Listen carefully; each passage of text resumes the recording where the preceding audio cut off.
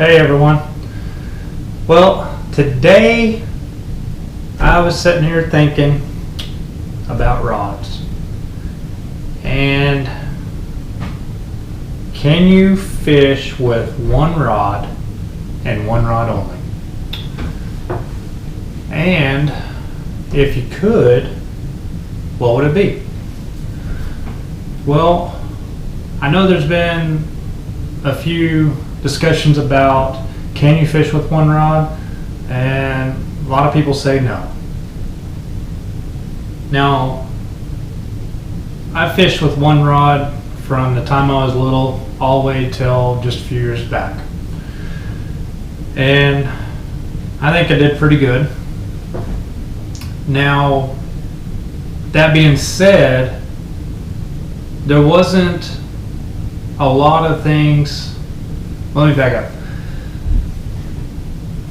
I fished a lot of farm ponds, like I said in my previous one. So basically, little grub with a small jig head, a spinner bait, very, very occasionally a crankbait. Now, if that's what you fish with, yeah, definitely you could do one rod. Now, if you start getting into other things like crankbaits a lot, spinner baits, jigs, you can still do it, but you're probably going to have a few hiccups along the way. Now, where I kind of wanted to go with this was basically just giving you some insight on rod power and rod action, and then you can make your own determination. And if you didn't really understand what the rod power versus action is, maybe this could help you out. So this is just to kind of lay a few things out there and just see, hey, I didn't know that, or that makes sense why I'm having issues, kind of thing. So one of the biggest deals is the difference between a crankbait rod and a spinnerbait rod is going to be your action. The power of the rod is only going to help you as far as what you're fishing around, what type of cover, open water. Your power is the backbone of the rod. So a medium power, you're not going to be flipping into trees or if we had them around here, which we don't, lily pads, but say some thick moss on top of a pond, and you throw a jig in there in a hole in the middle of that moss. You're going to have a hard time, if you don't break off, getting that fish out of there. You're probably going to have to be in a boat and take the boat straight to the fish, and hopefully you kept enough tension that you kept it on. So now you've got a medium light, a medium heavy, a heavy, extra heavy. So your extra heavy and your heavy is obviously going to be your flipping sticks. And you can flip that into the nastiest stuff you want to, and you can just winch them out.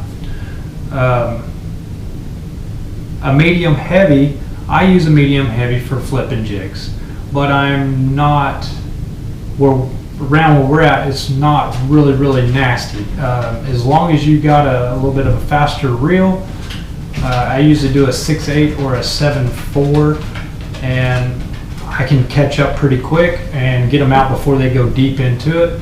And usually, it's right on top and light moss and a few weeds in where they're at, because most of the time it's at the edge or just inside there, so I can get them out pretty quick. Now,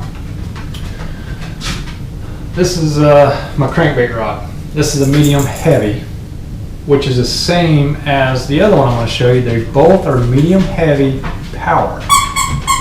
The only difference is for the crankbait rod, it is a moderately fast action. And what I mean by that,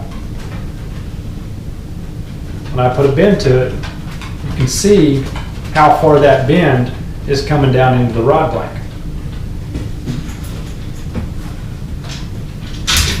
Now the fast action, bending it, same spot, same way, that bend is much, much higher. Now on an extra fast tip, that bend's going to be right up in here. That is going to determine on what technique you're going to be fishing. You need that bend to go further into the rod blank on a crankbait because you need it to have as much forgiveness as it can because of the treble hooks. You don't normally get a good snag unless you've got something they want and they are hungry. They swallow that crankbait. You're not going to have any issues.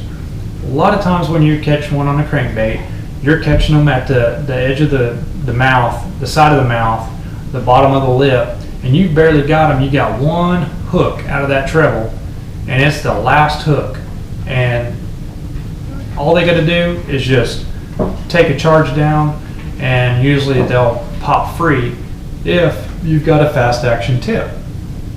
Now, where you can change that a little bit is to have the drag to where you barely got any drag on it, and it just strips easy. And as soon as you feel it, you'll see guys, stick that rod tip straight into the water. And all that is you're giving to that fish, which is the same thing that rod does by itself. Now, the other thing is the line, obviously. A braided line is not going to have any stretch.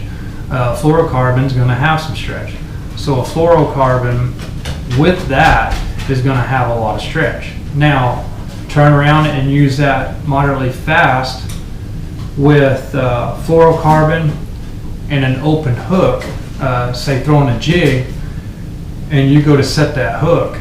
By the time you've got that rod loaded up and the stretch in that line, you're barely even going to get a hook set, if you can even get a hook set, because most generally they're gonna spit it and take off. So it does make a difference on the rod in what situation that you're in. But that's also meaning that it is possible, as long as you know what type of technique you're fishing, what the situation you're fishing around, to know how to react when you get a bite. And that's the biggest deal. But you catch a fish, your adrenaline's running, you're not thinking, okay, I need to really start setting that hook as hard as I can, or running backwards on the boat to allow for the load up, or I've got a crankbait on here and I've got a fast action tip. I need to reel into it and just slowly swing and just keep that tension, and you're not really setting a hook. You're setting a hook with the reel. So yeah, you get excited. You're just gonna pop it as fast as you can and jerks it right out of their mouth, and it's like, oh, they're not biting. What's going on? So yeah, it's I understand there's a lot of people out there that can only get one rod. But just realize if there's issues going on, just realize if there's something, if you're just not getting that fish or you're breaking your line, it's probably got to do with the type of rod or the line and what's the technique you're fishing. So just be mindful of that. And if you do only have one rod, and say you finally get to go out and get another rod, and if you are having those kind of issues because you do fish crankbaits, spinnerbaits, jigs, whatever, then get a different type of rod the next time you go out, and it'll make a world of difference. And just know that some manufacturers out there only have medium on the rod. or medium heavy. Sorry. I can't remember. I think I might have seen one that said moderate on there, but a medium or a medium heavy most generally is going to be a fast tip. So make sure if you are fishing with a fast tip and you do want to moderate fast for doing crankbaits and such, that you need to make sure it says moderate, at least moderate on there somewhere, or an MF, because that should be, well, I shouldn't say should. I'd say that would be moderately fast, but it could be a medium fast action. It's hard to say, and that's the biggest confusing thing out there, and that's probably why they are going to actually doing crankbait rods, spinnerbait rods, swim jig rods, and that is, I would think that that's probably why that they had started coming out with that, because everybody's trying to be more technique specific, and the way that they had done them in the past just is really confusing for a lot of people, and it depends on the rod manufacturer on how they put labeled on there. Kira, can you go lay down? My dog's going crazy, just running in circles. Let me sidetrack now. And then also, depending on, like I said, your power is the biggest deal. Another deal for crankbait rods, the power of those will depend on the depth of water you are fishing.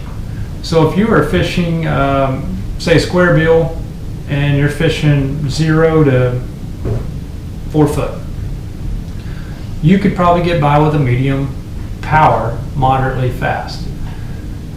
If you're going to go from 5 foot down to 10 or 12, then you go to a medium heavy. Now if you're going to do 15 foot or deeper, then you definitely need a heavy power, because if you fish a crankbait down in the depth, that thing is pulling hard just by itself, not counting it pulling hard, you getting a fish down in there and trying to anchor them out. So, and I don't normally do a medium. This is just my preference. I don't normally do a medium on a crankbait rod, just because even at the shallow depths, you still have a chance of them going into some grass, or getting up underneath the log or something. Even though that square bill will reflect or deflect and bounce over logs and such, if they were to get that and then go under, you still have enough power to get them up over that and not end up having any issues. So pretty much a medium heavy to a heavy power is where I go from 0 to about 12, and anything beyond that I'll use a heavy. So your depth and your cover is going to depend on your power, and then your tip is just going to depend on what your situation is that you want to fish. So hopefully that'll clear things up a little bit if you kind of were questioning some of that or just didn't know. And if there's any other questions, or you got any comments, something that I could add later in another video, or go over something a little bit different, just comment below, let me know. And if this helped you out, or you think it was any good, give me a like on it. And of course, if you haven't subscribed, please do. Help me out. I'm trying to grow, and I just want to kind of give you all a little insight on things here and there, and help you all out if you got any questions, or fishing techniques, or if there's something I can do on rod builds, some little trick or something I might have figured out that's giving other people problems, just let me know. And I appreciate y'all guys watching, and y'all have a good one. Have fun and catch some fish. Thanks, guys.